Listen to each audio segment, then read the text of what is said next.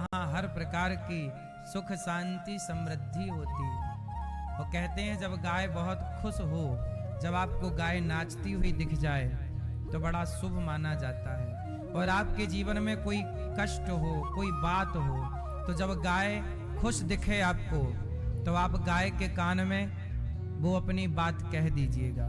जो भी आपका कष्ट है, जो भी आपको चाहिए, खुश गाय के कान में कह दीजिएगा। वो गाय निश्चित गौ माता की कृपा से आपका सारा कष्ट दूर होगा। भगवान राम को जानते होंगे आप लोग। भगवान राम के पूर्वज हुए हैं राजा दिलीप। कौन हुए हैं?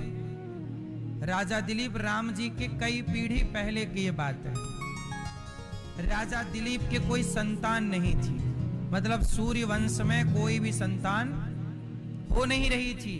तो वशिष्ठ जी गुरु थे, तो वशिष्ठ जी के पास राजा दिलीप गए कि गुरुदेव मेरे कोई पुत्र नहीं हो रहा है। अच्छा, सूर्य वंश में ये समस्या बहुत पुरानी है कि पुत्र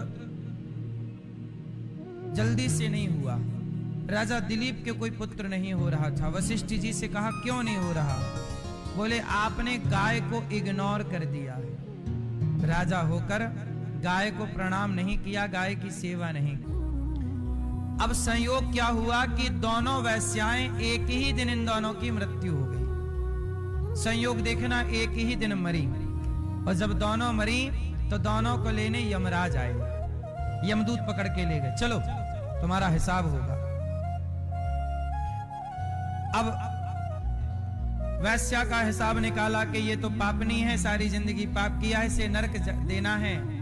लेकिन मरते समय इसने किसी भूखे को भोजन कराया है, तो इसका पाप तो खत्म हो गया। जितना पाप किया था उससे ज्यादा इसने पुण्य कर लिया। पराये पुरुष कितने सेवन किए होंगे इसने?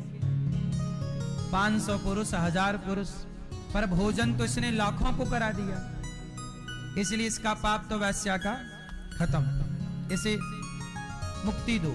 लेकिन ये जो जिसने पति को धोखा दिया, इसने बाप को धोखा दिया, पति को धोखा दिया, यमराज बोले जरा इसका हिसाब निकालो।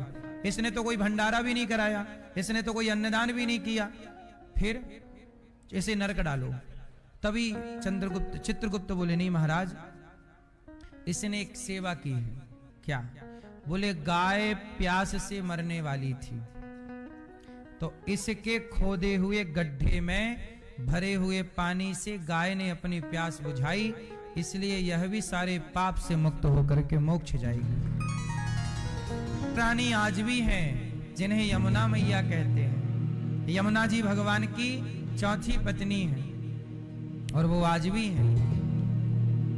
तो वृंदावन में आज भी निधि वन है, जहां भगवान आज भी रास रचाते हैं। आज भी भगवान का हम लोग वृंदावन में ऐसा अनुभव करते हैं कि प्रभु की गोद में है हम। ये वृंदावन मतलब जो है सब प्रभु की गोद में है।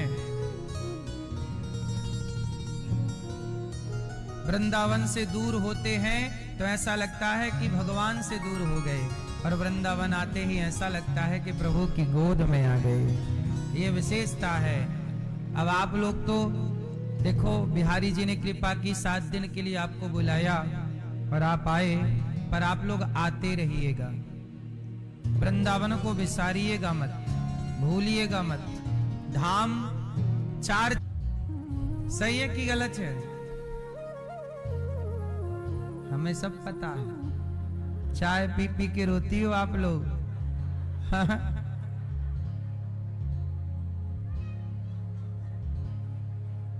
सही है, ऐसा होता है कि नहीं?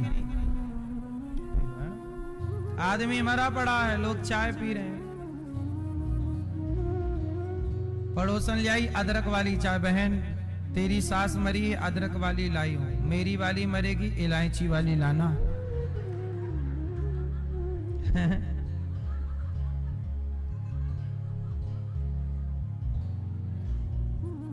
तो ये भी एक व्यवहार है कि तेरी सास के मरने में हम चाय देने आएंगे, हमारी सास मरेगी तो ये व्यवहार चल रहा। आदमी, लोगों को लगता हमारे बाद क्या होगा, तुम्हारे बाद चाय चल रही है बिंदास। इस घमंड में ना रहो कि तुम्हारे बाद क्या होगा। भगवान के चिंतन में लगे, वही धन है। जो समय भगवान को आप देते हैं वही समय दौलत बन जाता है।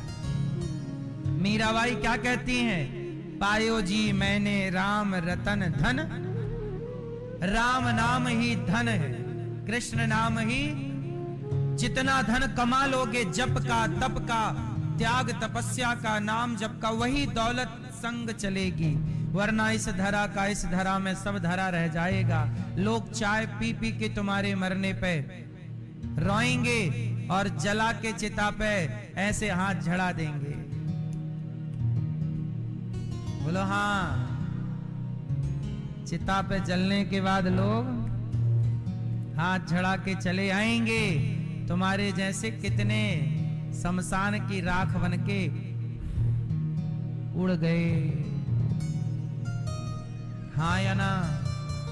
इसलिए मेरी मां, पुण्य की कमाई कर लेना, भगवान से प्रेम कर लेना, दौलत यही है। भगवान श्री कृष्ण आज सारे ब्रजवासियों को वैकुंठ का दर्शन कराते हैं और यमुना के तट पर खड़े होकर बांसुरी बजाते हैं। लोगों ने रासलीला को कैरेक्टर ढीला से जोड़ दिया। रासलीला वही बात है, ऐसे ही मिलना हुआ किसका? भक्त और। तो जन्म जन्म के जो सतयुग के, त्रेता के, द्वापर के, कलयुग के जो भक्त हैं, अब जैसे आज कलयुग चल रहा है, इस कलयुग में एक महिला हुई मीराबाई, राजस्थान की पावन माटी से मीराबाई।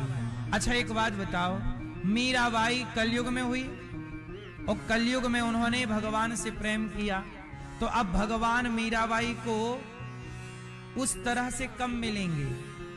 तो सत्य कलयुग में उन्होंने प्रेम किया तो भगवान ने उन्हें पहले अपने धाम में बिठा लिया कि यहां आओ। अब आएगा कलयुग के बाद कौन सा युग आने वाला है? कलयुग के बाद क्या आएगा? सतयुग। फिर सतयुग खत्म होगा, फिर द्वापर, फिर द्वापर के बाद फिर त्रेता, सतयुग, त्रेता, फिर द्वापर आएगा। तो द्वापर जब आएगा तो भगवान फिर कृष्ण अवतार लेंगे और फिर 3 युग के, कलयुग, सतयुग और त्रेता, इन 3 युगों में जो भक्त भगवान को भज रहे थे, जिनसे प्रभु नहीं मिल पाते, उनको इकट्ठा भगवान द्वापर में करते हैं और उनके संग कभी रास रचा करके उनकी कामनाएं पूरी करते हैं। और जैसे मीराबाई पति के भाव से भजी, तो मीराबाई पति के भाव से भजी, तो भगवान कृष्ण के विवाह कितने हुए? 16,108। तो राजस्थान की एक लड़की मीरा, अब अगली बार जब भगवान 16,108 ब्याह करेंगे तो उन 16,108 में एक नंबर मीराबाई का भी रहेगा। हाँ, सब में प्रभु रहते हैं, भैया मैं क्या कहूँ। सब में प्रभु रहते हैं, भैया मैं क्या कहूँ। सब में ईश्वर। तो पत्नी के लिए पति भगवान है, तो पतियों के लिए भी पत्नियां भगवान ही हैं। पुरुष, आपके पति आपके नारायण हैं। स्त्री के लिए पुरुष क्या? जोर से, पति क्या? नारायण। और पत्नी क्या? पत्नी नारायणी, नारायण की नारायणी, नारायण की नारायणी। कौन? चलो अब वहां तक आप पहुंच ना पाओगे, मैं ही बता दूं।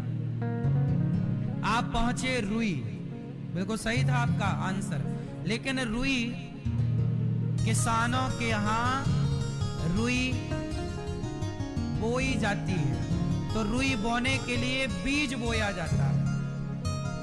क्या होता है रुई का?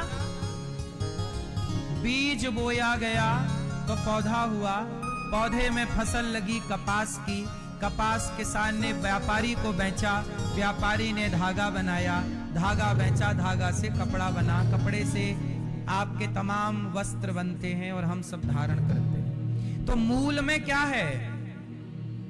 मूल में क्या है? मूल में बीज है। बोया क्या गया था? बीज है तो रूमाल है। बीज ना होता तो दिख रहा है रूमाल, पर बीज दिख नहीं रहा। नहीं दिख रहा है पर बीज है या नहीं? बस जैसे इस रुमाल के मूल में बीज छिपा हुआ है, ऐसे हम सबके जीवन में मूल बीज भगवान ही सबके बीज है। पुरुषायादि बीजाय परेशाया भी धीमहि। इस सृष्टि के बीज भगवान है। विशाल में विशाल कहां है? जरा आप बताओ। आप में आप कहां रहते हैं? विशाल कहां है? किसका नाम विशाल है? जिसका